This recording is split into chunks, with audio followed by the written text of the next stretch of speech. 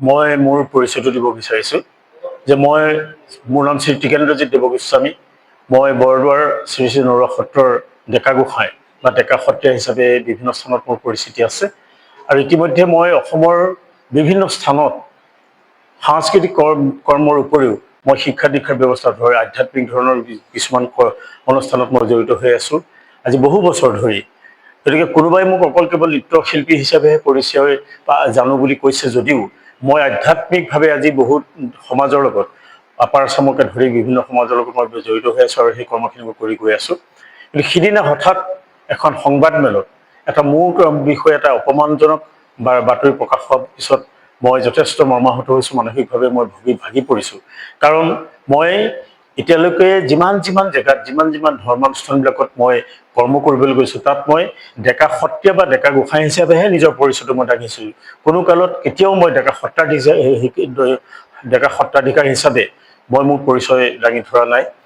এখন কোনোবা বাতৰি কাকতৰ এটা নিউজত এটা বাতৰিত আলম লৈ সেইদিনাখন সংবাদমেলখন কৰিলে, কিন্তু তাৰ সেই বাতৰি কাকতৰ সেই সংবাদটো যেতিয়া মই পাইছিলোঁ তেতিয়া মই আমাৰ নৰুৱা সত্ৰৰ সত্ৰাধিকাৰ প্ৰভুৰ লগত এই বিষয়ে মই আলোচনা কৰিছিলোঁ যে এইটো এটা ভুল কথা ওলাল, কাৰণ মোৰ অজ্ঞাতে ওলাইছে আৰু যিসকলে পৰিৱেশন কৰিলে বাক্যটো তেওঁলোকৰো হয়তো অজ্ঞতাবশতঃ তেওঁলোকে এইটো কৰিলে।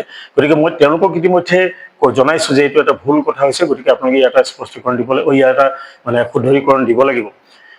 সেই মৰ্মে তেওঁলোকে এটা বাতৰি আমালৈ লিখিছে আৰু এই কথাটো মই আপোনাক অৱগত কৰাই থৈছোঁ যে আপুনি অন্ততঃ যদি কোনোবাই এই বিষয়ত সোধে আপুনি অন্ততঃ সেইটো কথা ক'ব যে টিকেন্দ্ৰজিৎ দেৱগোস্বামী যিজনৰ ডেকা সত্ৰাধিকাৰ হিচাপে বাতৰি ওলাইছে তেখেতে মোৰ লগত কথা পাতিছে।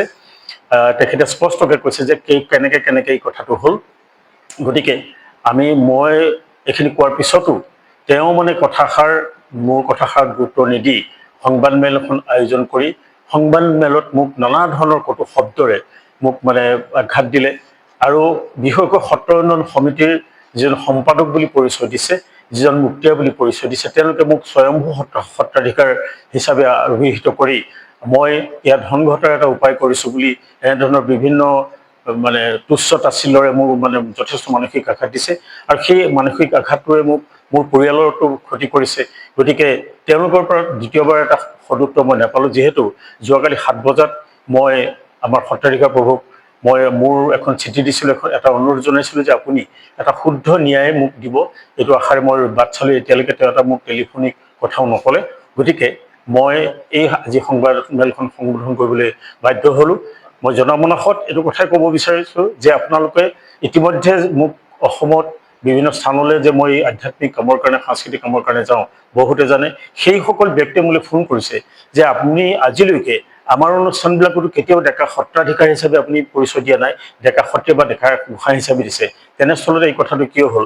আৰু এই কথাটো যিহেতু আপোনালোকৰ সত্ৰৰ ভিতৰৰে আছিলে, সত্ৰাধিকাৰজনে আপোনাৰ লগত বহি বা ৰাইজক লগত লৈ পেলাই বহি পেলাই কথাটো আলোচনা কৰাৰ পিছতহে কিবা এটা সিদ্ধান্ত ল'ব লাগিছিল, যিটো হোৱা দেখা নগ'ল। গতিকে মই উপান্তৰ হৈ আপোনালোকক আজি মাতি আনি এই সংবাদমেলখন সম্বোধন কৰিলোঁ। গতিকে মই আপোনালোকৰ জৰিয়তে অসমৰ ৰাইজৰ পৰা আমাৰ ভক্তপ্ৰাণ সমাজৰ পৰা মই এটা উচিত ন্যায় বিচাৰিছোঁ, যাতে মই মানসিক শান্তিৰে মই জীয়াই থাকিব পাৰোঁ আৰু বিভিন্ন সমাজবিলাকত যিটো মোৰ গৰিমা হানিৰ ব্যৱস্থা কৰিছে সেইটো যাতে পুনৰুদ্ধাৰ হয়, তাৰ কি ব্যৱস্থা হ'ব সেই কথাখিনি মই সকলোৰে জ্ঞাতসাৰে জনালোঁ।